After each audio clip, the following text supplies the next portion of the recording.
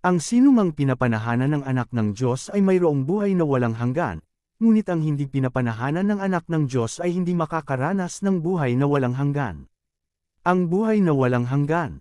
Isinusulat ko ito sa inyo upang malaman ninyo na kayong sumasampalataya sa anak ng Diyos ay may buhay na walang hanggan. Hindi tayo nag-aatubiling lumapit sa Kanya dahil alam nating ibibigay Niya ang anumang hingin natin kung ito'y naaayon sa Kanyang kalooban.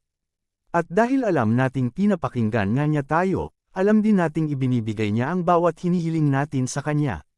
Kung makita ninyo man na ang kanyang kapatid ay gumagawa ng kasalanang di haantong sa kamatayan, ipanalangin niya ang kapatid na iyon sa Diyos na magbibigay sa kanya ng bagong buhay.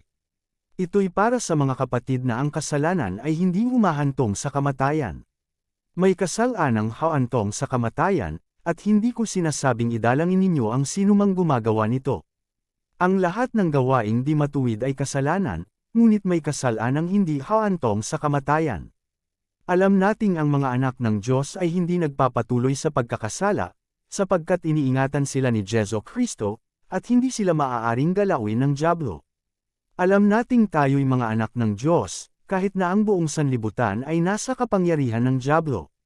At nalalaman nating naparito na ang anak ng Diyos at binigyan niya tayo ng pangunawa upang makilala natin ang tunay na Diyos, at tayo'y nasa tunay na Diyos, sa kanyang anak na si Jesu Kristo. Siya ang tunay na Diyos at buhay na walang hanggan. Mga anak, lumayo kayo sa mga Diyos-Diyosan.